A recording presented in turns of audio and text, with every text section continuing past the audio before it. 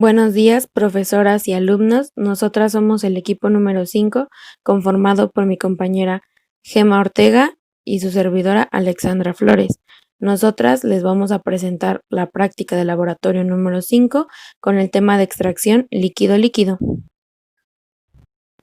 Nuestros objetivos, de manera general, es emplear esta técnica como un método de separación y purificación de compuestos presentes en una mezcla.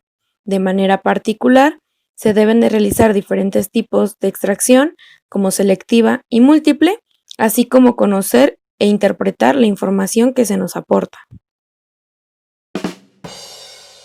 Las fuerzas intermoleculares son aquellas fuerzas que actúan sobre las moléculas para atraer o repeler a los átomos.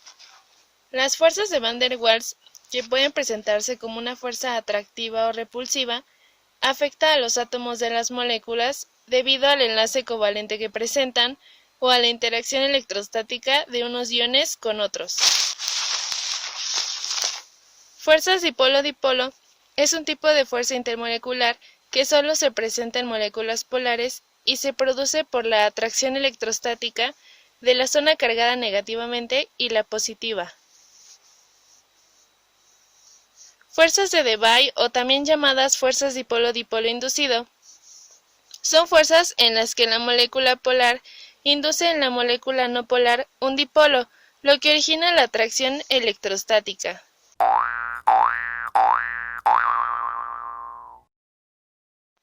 La solubilidad es la cantidad máxima de soluto que se disolverá en una cantidad dada de disolvente a una temperatura y presión específicas. Las disoluciones pueden ser saturadas, insaturadas o sobresaturadas. Las insaturadas contienen menos cantidad de soluto que de disolvente. En las saturadas contienen máxima cantidad de soluto que puede disolver un disolvente, y en las sobresaturadas contienen una mayor cantidad de soluto que de disolvente. Estas disoluciones resultan cuando se cambia alguna condición en una disolución saturada, como por ejemplo un cambio de temperatura.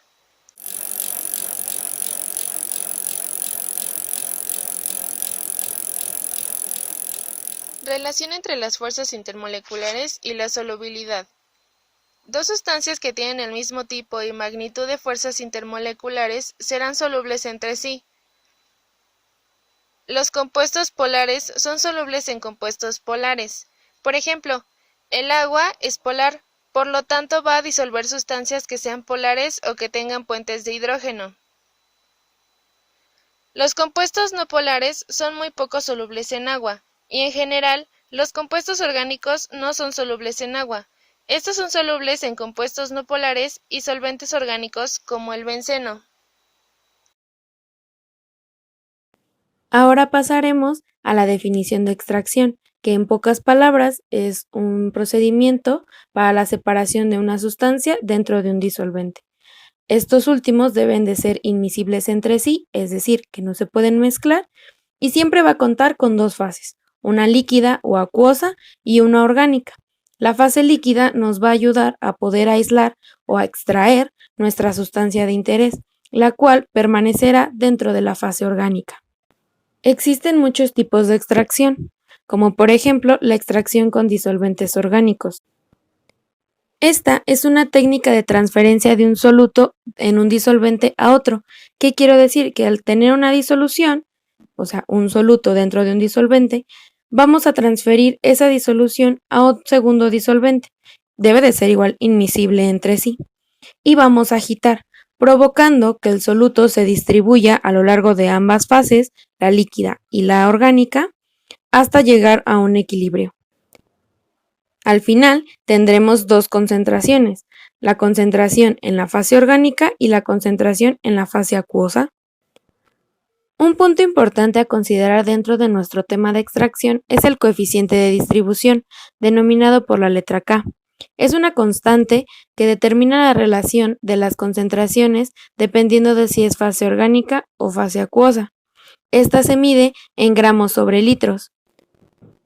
Presenta dos condiciones. La primera es que K siempre va a ser constante si la temperatura de la relación de las concentraciones también es constante. La segunda es que K depende de la naturaleza del disolvente, que quiero decir que dependiendo de la sustancia que usemos como disolvente, nuestra extracción puede ser más eficaz o más rápido o lo contrario. Para encontrar a un disolvente ideal, este debe tener una baja solubilidad en agua, un punto de ebullición bajo y una alta capacitación de solvatación de nuestra sustancia de interés.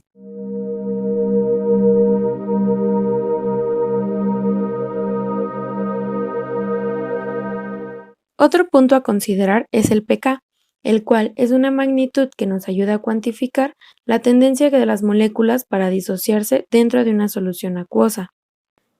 Se define como el menos logaritmo de Ka, siendo esta última una constante de disociación ácida. ¿Qué quiero decir? Que esta nos va a ayudar a determinar la fuerza de nuestro ácido. Por lo tanto, entre más bajo sea el pK, más alto será Ka y nuestra sustancia será más ácida.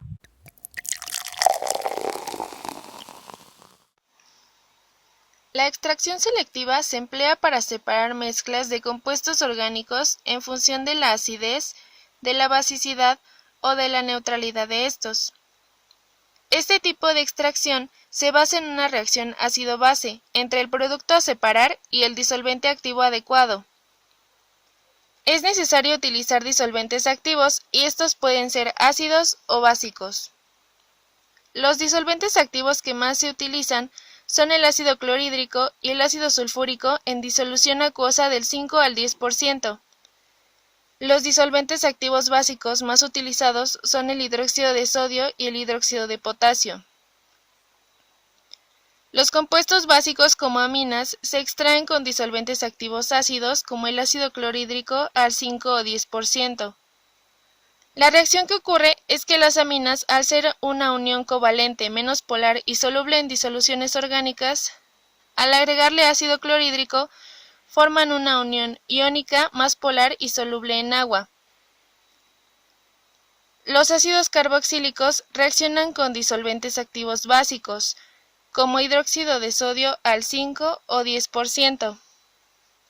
La reacción que ocurre es que el ácido carboxílico, al ser una unión covalente menos polar y soluble en disolventes orgánicos, tras agregarle hidróxido de sodio forman una unión iónica más polar y soluble en agua.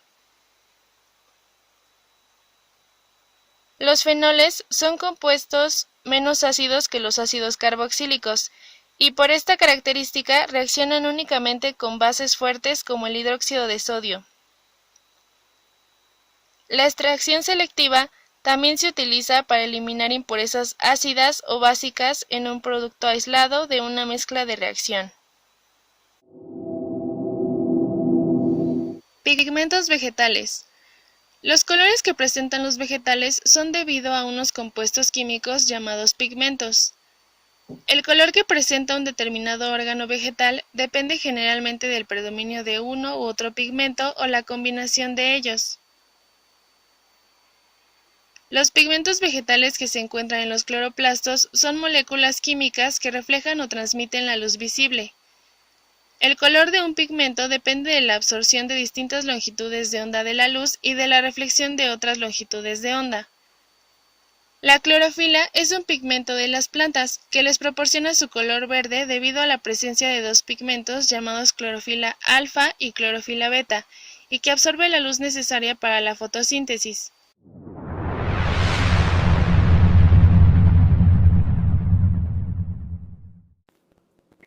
Propiedades de los compuestos. El ácido benzoico tiene una apariencia de sólido incoloro, con un punto de ebullición de 249 grados centígrados y una acidez de aproximadamente 4.2 pK. Su solubilidad es de 3.4 gramos sobre litro a una temperatura de 20 grados centígrados. La sacarosa son cristales blancos que tienen un punto de ebullición de 186 grados centígrados. Su acidez es de 12.62 pK y tienen una solubilidad de 203.9 gramos por 100 mililitros de agua. El ácido clorhídrico es un líquido más o menos amarillo con un punto de ebullición de 48 grados centígrados. tiene una acidez de menos 6.2 pK y tiene una solubilidad de 700 gramos sobre litro. Hidróxido de sodio, de apariencia es un sólido blanco con un punto de fusión de 318 grados Celsius, punto de ebullición 1390 grados Celsius con una solubilidad de 111 gramos sobre 100 mililitros a 20 grados centígrados. Cloruro de metileno, de apariencia es un líquido incoloro con una acidez de 2.8 pK, punto de ebullición de 40 grados Celsius, solubilidad de 13 gramos sobre litro a 20 grados Celsius. Sulfato de sodio anhidro, de apariencia es un sólido cristalino blanco con un punto de fusión de 884 grados Celsius, punto de ebullición 1429 grados Celsius con una solubilidad de 4.76 gramos sobre 100 mililitros a 0 grados Celsius. Ahora les hablaremos sobre las reacciones de nuestra extracción a rasgos muy generales. Primero tenemos nuestro ácido benzoico, el cual, como ya mencionamos antes, se disuelve en hidróxido de sodio. Lo que va a suceder es que el hidróxido de sodio se va a disociar, por lo que el oxígeno del OH va a tomar el hidrógeno que está en el ácido carboxílico del ácido benzoico y nos formará agua. Debido a que el oxígeno del ácido benzoico quedó con carga negativa, tomará el sodio y nos formará benzoato de sodio. Esta es una sal que ya puede ser soluble en agua. Al final de nuestra extracción, tendremos a nuestro benzoato de sodio, al cual le agregaremos ácido clorhídrico. De igual manera, el ácido clorhídrico se va a disociar, tomando el cloro al sodio, formándonos cloruro de sodio, y el hidrógeno se pegará de nuevo al COO, formándonos de nuevo nuestra sustancia, ácido benzoico.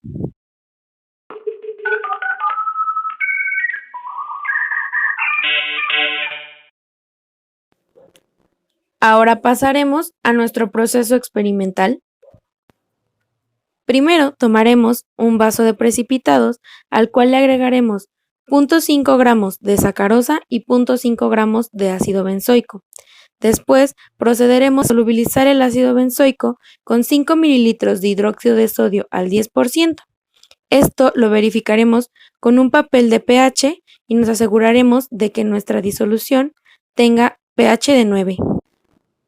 Después agregaremos agua, la suficiente para conseguir una disolución de 25 mililitros, a la cual le agregaremos 10 mililitros de cloruro de metileno y procederemos a agregarla toda a un embudo de separación.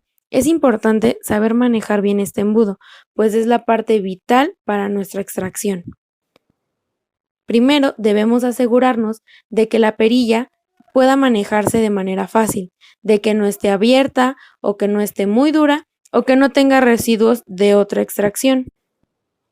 Una vez de que hayamos agregado nuestra disolución, tomaremos la perilla, tomaremos el embudo de ambos extremos con las dos manos y agitaremos dando movimientos circulares. Con unas 2 veces es más que suficiente.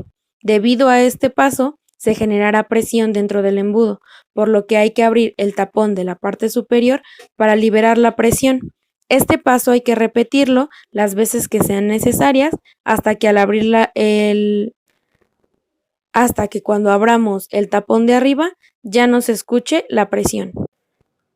Posterior a esto, vamos a dejar reposar nuestro embudo sobre una base y esperaremos a que las fases se separen, siendo la fase acuosa la que quede hasta el fondo y la fase orgánica quedará en la parte superior. Una vez de que identifiquemos bien estas fases, comenzará la parte del drenado. Colocaremos debajo del embudo un vaso de precipitado y abriremos la perilla para que salga la fase acuosa. Debemos de tener cuidado de cerrarla en el momento preciso para que nuestra fase orgánica no se vaya con la fase acuosa o que no queden residuos de la fase acuosa y contaminen nuestra fase orgánica. Una vez de que se drenó toda la fase acuosa, en un matraz Erlenmeyer vamos a depositar nuestra fase orgánica. Esta la vamos a hacer destapando lo haremos abriendo el tapón de la parte superior y vaciando por ahí nuestra fase orgánica para evitar alguna contaminación. Después procederemos a hacer una segunda extracción. Una vez de que tenemos nuestra fase orgánica y nuestra fase acuosa divididas, reservaremos la fase orgánica y procederemos a hacer una segunda extracción con la fase acuosa, a la cual le vamos a agregar 5 mililitros de cloruro de metileno y procederemos a hacer los mismos pasos de la primera extracción. Una vez de que hayamos conseguido nuestra fase orgánica, la vamos a añadir a la primera que teníamos reservada en el matraz Erlenmeyer y procederemos a secarla con sulfato de sodio anhidro. Ahora procederemos a eliminar el cloruro de metileno con una extracción simple. Esta ya la hemos hecho en prácticas anteriores. Ahora, con la fase acuosa que nos sobró de la segunda extracción, vamos a hacer una tercera. Ahora procederemos a acidular nuestra fase acuosa que nos había sobrado de la segunda extracción. Le vamos a agregar de poco en poco ácido clorhídrico hasta conseguir un pH de 3.